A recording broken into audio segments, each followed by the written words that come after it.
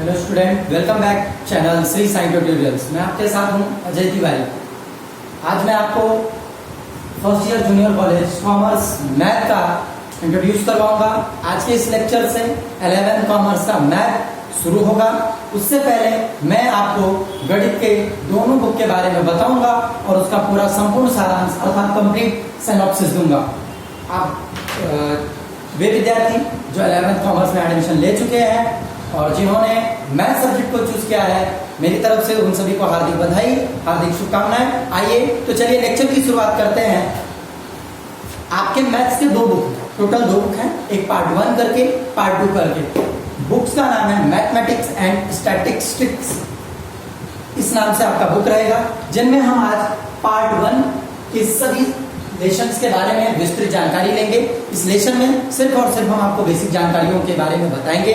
वैसे शुरू करने से पहले मैं एक बात ये बता दूं कि जिन बच्चों ने कॉमर्स सेक्शन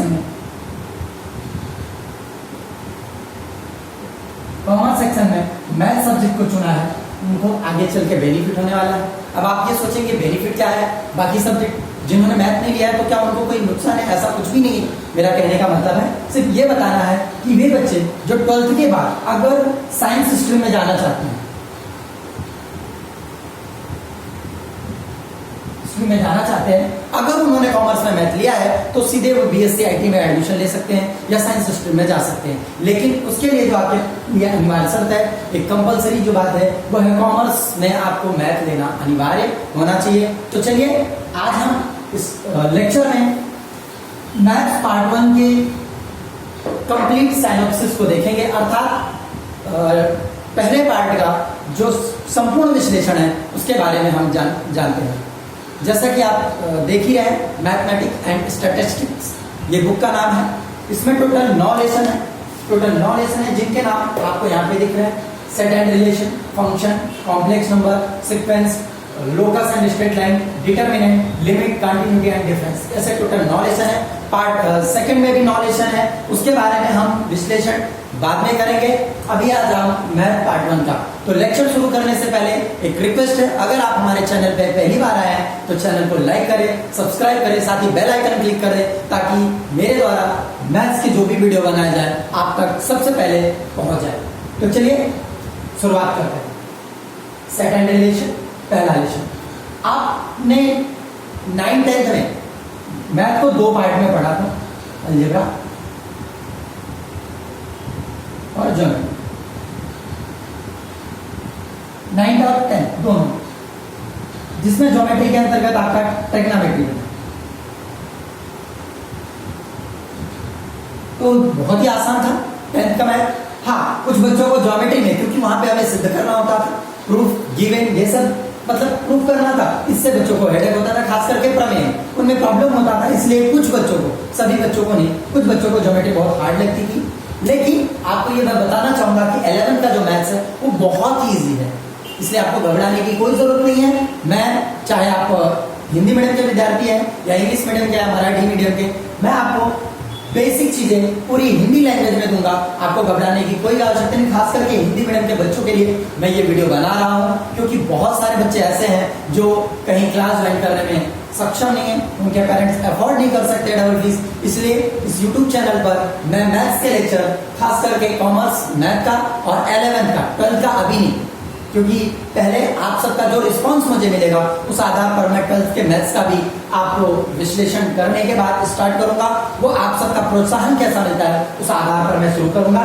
तो आपने देखा था अलजेब्रा और ज्योमेट्री 2 पार्ट होते थे और ट्रिग्नोमेट्री भी उसमें होता था, साइन कॉस। लेकिन कॉमर्स में अगर आप आते हैं तो उसमें ये सारी चीजें, इससे थोड़ा लेवल अलग रहेगा, लेकिन इससे आसान तरीके से आपको पढ़ने को मिलेगा।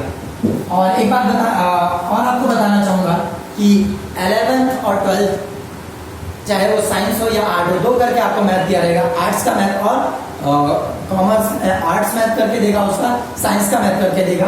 11 में लगभग सभी लेसन जो आपके हैं वो साइंस के, मैथ के बिल्कुल सामान्य है। हाँ, इतना अंतर है, आपके जो प्रश्न का लेवल है वो थोड़ा आसान होने वाला है, उनके प्रश्न का लेवल थोड़ा हार्ड होगा।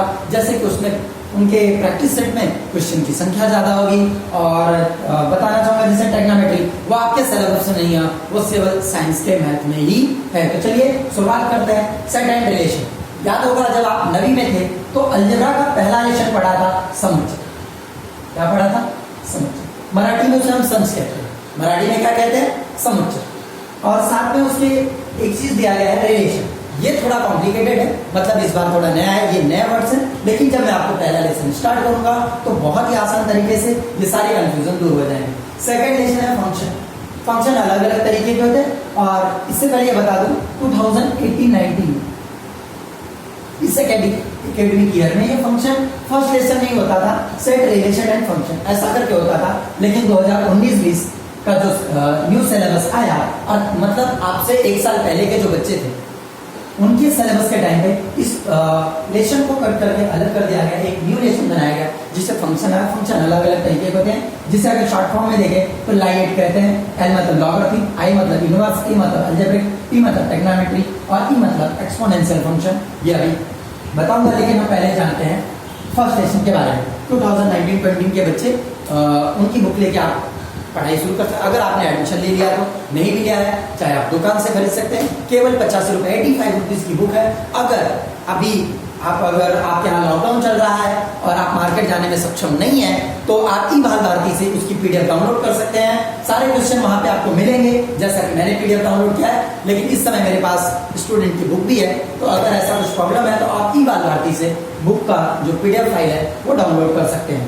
ठीक, आप बड़े खुशकिस्मत हैं, आप पुराने बच्चों से भी ले सकते हैं। लेकिन जो 2019-20 के एकेडमिक ईयर के बच्चे थे वो तो उनके साथ तो बड़ी अजीब घटनाएं घटित हो रही है।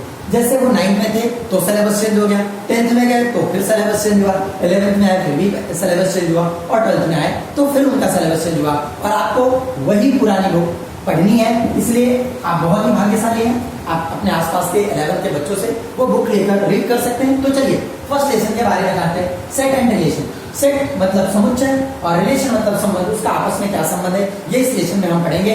अभी हम लेक्चर स्टार्ट नहीं कर रहे हैं, सिर्फ बेसिक चीजें आपको बता रहे हैं, सारे पार्ट से हम आपका परिचय करवा रहे हैं, उसका इंट्रोडक्शन आपके सामने रखने चल रहे हैं। याद होगा आपने 9 में पढ़ा होगा समुच्चय दो प्रकार से लिखे जाते थे। एक होता था आपका क्या? सूची पद्धत, और दूसरा होता था गुणवर्णन पद्धत।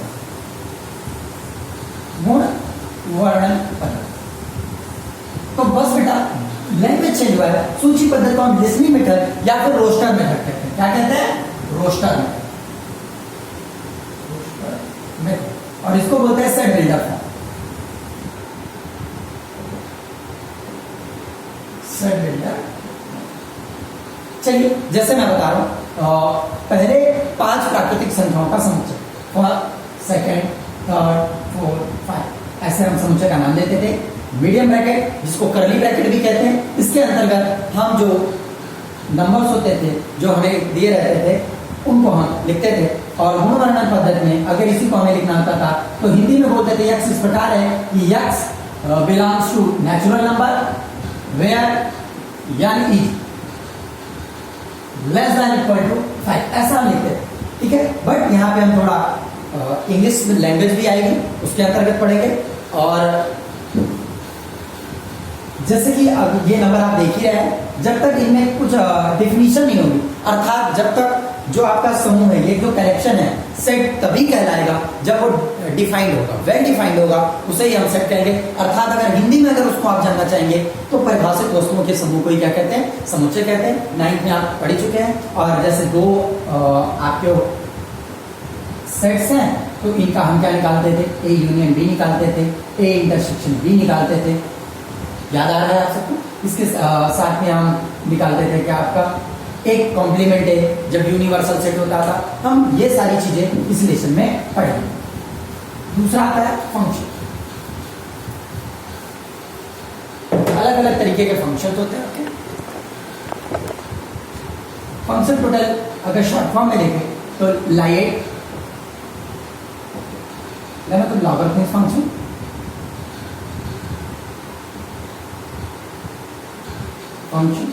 जैसे log x, ये आई मतलब इनवर्स फंक्शन,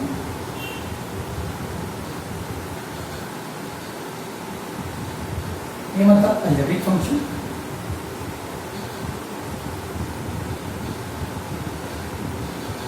ये मतलब ट्रिग्नोमेट्रिक फंक्शन।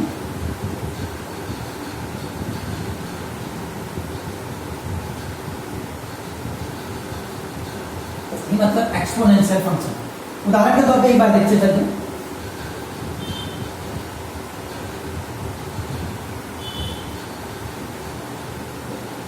log x, ये आपका होगा log inverse function sine inverse x इस तरीके हो, या फिर x की पावर माइनस जिसे हम x इनवर्स बोलते थे।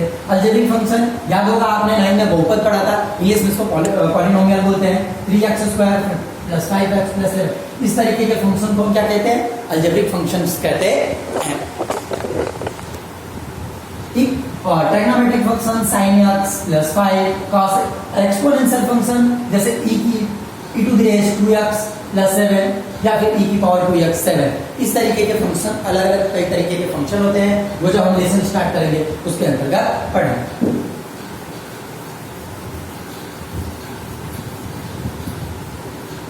अगला आपका आता है कॉम्प्लेक्स नंबर। ये भी मैथ्स साइंस वाले बच्चों के लिए पार्ट 1 में पहला ही लेसन है, आप में भी वही है। कॉम्प्लेक्स नंबर के बारे में अगर हम जानना चाहते हैं तो पहले हमें नंबर से इंट्रोड्यूस होना पड़ेगा। आप तीसरी चौथी कक्षा से भी संख्याओं के बारे में पढ़ते हैं, natural number, whole number, Hindi में बोले तो प्राकृतिक संख्या, पूर्णांक संख्या, पूर्ण संख्या, वास्तविक संख्या, परिमेय संख्या, अपरिमेय संख्या, ऐसे। तो इन सभी संख्याओं को अगर हम दो पार्ट में बांटना चाहे तो एक होगा रियल नंबर यानी वास्तविक संख्या, और दूसरा होगा इमेजिनरी नंबर या निकाल कर।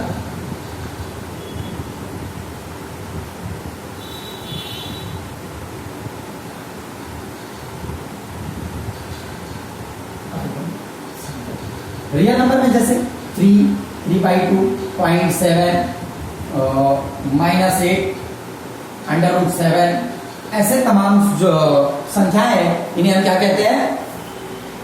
वास्तविक संख्या कहते हैं। इन्हें हम कहते हैं वास्तविक संख्या। काल्पनिक संख्या जैसे रूट के अंदर, करड़ी के अंदर कोई संख्या ऋण में हो तो इसे हम क्या कहते हैं? इमेजिनरी नंबर कहते हैं। ये आपको बेसिक जानकारियां जो आप पढ़ चुके हैं, लेकिन हम इस लेसन में कॉम्प्लेक्स नंबर के बारे में इंट्रोड्यूस हो रहे हैं। तो कॉम्प्लेक्स नंबर जब किसी रियल नंबर के साथ इमेजिनरी नंबर को लिखा जाता है, जैसे ये सपोज ये आपका एक वास्तविक नंबर है, रियल नंबर, और साथ में इसके साथ एक इमेजिनरी नंबर को पुटअप किया गया है, तो ये जो है इसे ही हम कहते हैं कॉम्प्लेक्स नंबर। ये जो आपका नंबर लिखा गया है ये है कॉम्प्लेक्स नंबर। तो इस लेसन में हम जो है कैसे कॉम्प्लेक्स नंबर को जोड़ा जाता है, घटाया जाता है, गुणा किया जाता है, भाग किया जाता है, अर्थात कैसे उसका एडिशन किया जाता है, सब्सट्रैक्शन किया जाता है, मल्टीप्लिकेशन किया जाता है, उसका कैसे डिवाइड किया जाता है, ये सारी बातें हम कॉम्प्लेक्स नंबर के अंतर्गत पढ़ेंगे। फिर आता है सीक्वेंस एंड सीरीज। आप 10th क्लास में एक लेसन पढ़े होंगे, 1 मिनट में इसको हटा देते हैं।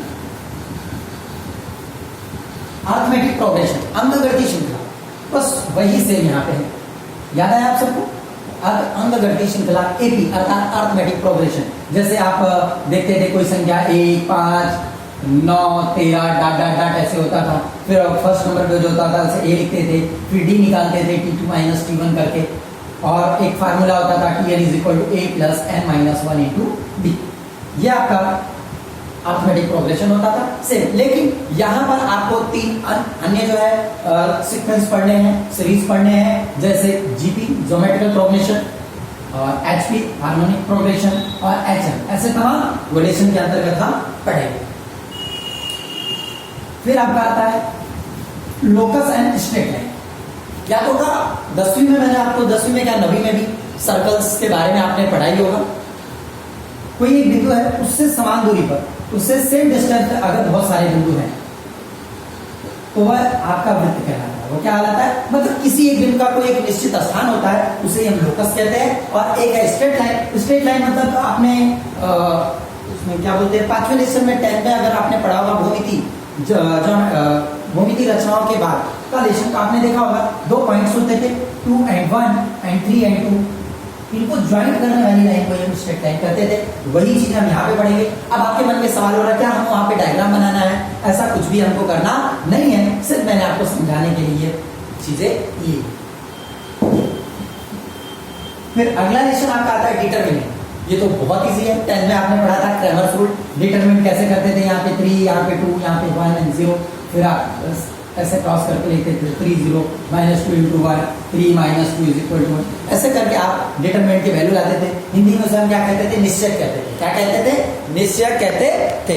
जिनमें आप पढ़ते थे क्या, x की वैल्यू फाइंड आउट करना होता था तो dx upon d, and y की वैल्यू फाइंड आउट करना होता था तो dy अपॉन d निकालते थे। यही तो हमारा होता था क्रैमर रूल, यही हमारा होता था क्रैमर का नियम। यही हम इस लेसन में पढ़े।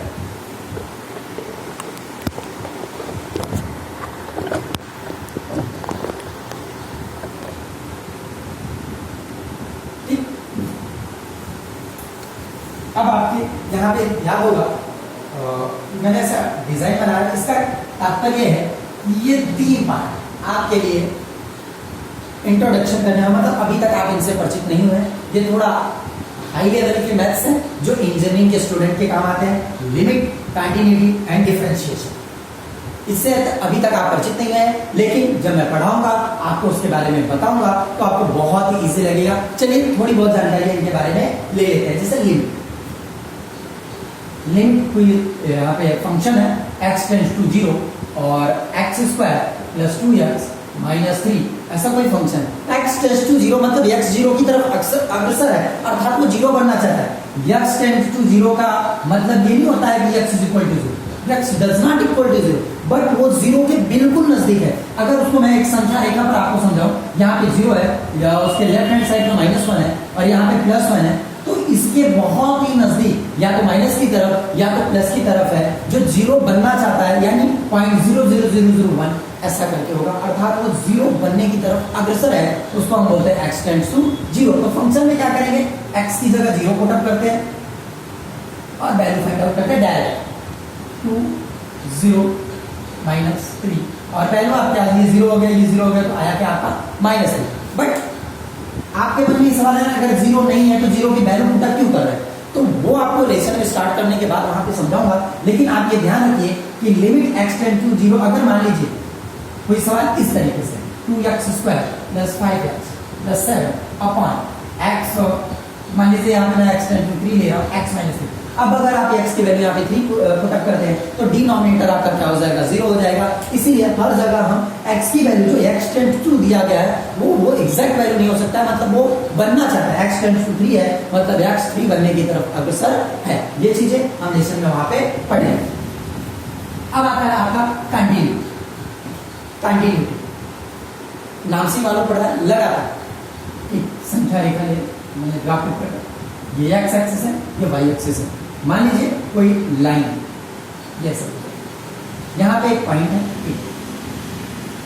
जो आपका मान लीजिए है 3 4, यानी x अक्ष में 3 y अक्ष, ये सीधे लगातार कहीं डिसकंटिन्यू तो नहीं हुआ है, अर्थात ब्रेक तो नहीं हुआ है। ये लाइन लगातार गई है कि नहीं, इस लेसन में उसके बारे में पढ़ेंगे। अर्थात अगर जैसे यहाँ पे एक दूसरा पॉइंट है, यहाँ पे ब्रेक हो जाए और इसका मैंने ले लिया 4 और 2, यहाँ पे देखो ये ब्रेक हो, मतलब ए तक ये जो लाइन है पॉइंट ए पर कंटिन्यू है और बी पर जो है कंटिन्यू हो गया है। यहाँ पे भी आपको डायग्राम नहीं बनाना है, यहाँ से हम लिमिट के थ्रू कंटिन्यू, ये तीनों लेसन एक दूसरे से बिलोंग करते हैं। Limit, continuity and differentiation. Limit से कंटिन्यूटी और कंटिन्यूटी से आप डिफरेंशिएशन करेंगे। इस तीनों पार्ट को मिलाकर हम कहते हैं कैलकुलस। क्या कहते हैं? कैलकुलस, जो इंजीनियरिंग के मैथ्स में भी प्रयोग होता है। यानी आपको लिमिट जानना है तो फंक्शन आपको जानना पड़ेगा, सारे फंक्शन जो आपको बताए गए, फंक्शन के थ्रू आप लिमिट निकालेंगे, लिमिट से कंटिन्यूटी और कंटिन्यूटी से डिफरेंशिएशन। मतलब आपको कोई भी लेसन मिस नहीं करना है। अगर आपने एक भी लेसन मिस किया तो आपको वो समझने में थोड़ा कंफर्ट नहीं होगा, थोड़ा आपको मुश्किल हो जाएगा। इसलिए ये नहीं कि हमारा सेकंड लेसन कंप्लीट हो गया है तो हम उसको भूल जाए, जैसा हम 9-10 में करते हैं। 9-10 से बिल्कुल इजी हो जाएगा, लेकिन पिछला जो कॉन्सेप्ट है वो आपको क्लियर होना चाहिए। मैं बिल्कुल इजी करके आपको दूंगा। आ रही है बात समझ में? इसलिए आप जरा भी घबराइए मत। फंक्शन, लिमिट, कंटिन्यूटी और डिफरेंशिएशन। वैसे स्टीव जॉब्स का नाम सुना? उन्होंने बताया था हम कोई भी काम करते हैं चाहे अच्छा हो या बुरा हो, कभी भी बेकार नहीं जाता, कहीं ना कहीं उसका यूज जरूर होता है। इसलिए आप जो भी फंक्शन, जो भी आप पढ़ रहे हैं, फंक्शन, लिमिट, कंटिन्यूटी, डिफरेंशिएशन,